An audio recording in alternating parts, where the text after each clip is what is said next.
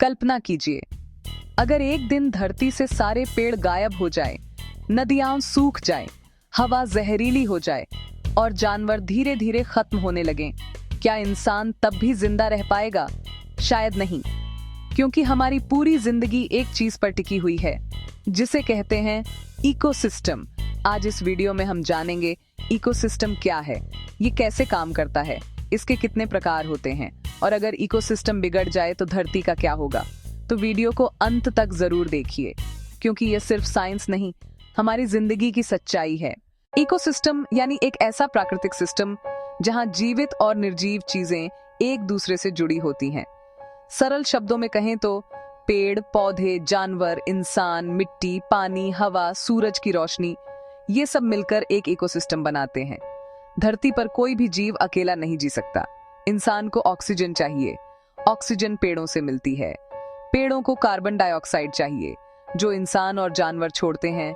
जानवरों को भोजन चाहिए, जो पौधों से मिलता है। यानी प्रकृति की हर चीज एक दूसरे पर निर्भर है। इसी संबंध को इकोसिस्टम कहा जाता है। इकोसिस्टम में सबसे पहले आते हैं अबायोटिक कंपोनेंट्स। एबायोटिक मतलब निर्जीव चीजें, जैसे सूरज की रोशनी, पानी, हवा, मिट्टी, तापमान। ये चीजें जीवित नहीं हैं, लेकिन इनके बिना जीवन संभव नहीं। अब आते हैं बायोटिक कंपोनेंट्स पर, यानी जीवित चीजें। इन्हें 3 भागों में बांटा जाता है। सबसे पहले आते हैं प्रोड्यूसर्स, जैसे पेड़ पौधे। ये सूरज की रोशनी से अपना भोजन खुद बनाते हैं। इस प्रक्रिया को कहते हैं फोटोसिंथेसिस।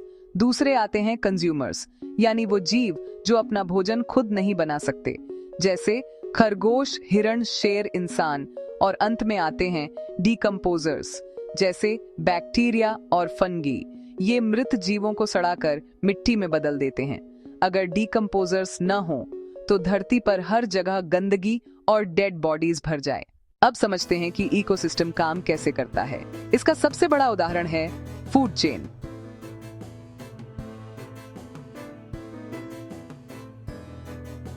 घास को बकरी खाती है और बकरी को शेर। इसे फूड चेन कहते हैं।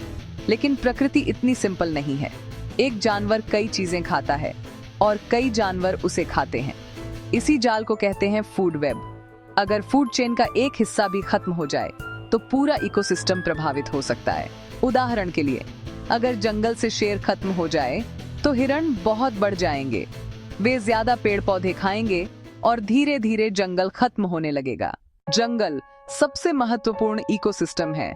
ये ऑक्सीजन देते हैं, बारिश लाते हैं और लाखों जीवों का घर है। पानी से जुड़े इकोसिस्टम को एक्वाटिक इकोसिस्टम कहते हैं, जैसे समुद्र, झील, नदी। समुद्र धरती का टेम्परेचर कंट्रोल करते हैं।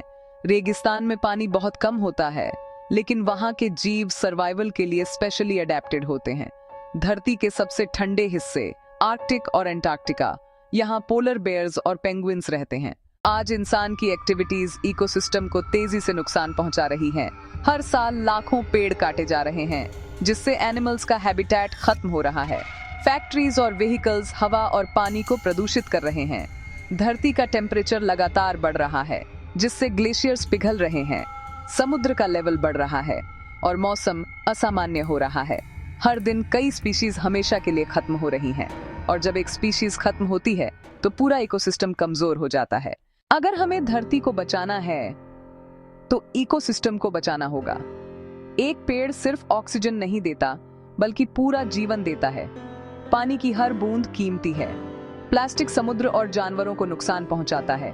कम वाहन इस्तेमाल करें और क्लीन एनर्जी अपनाएं।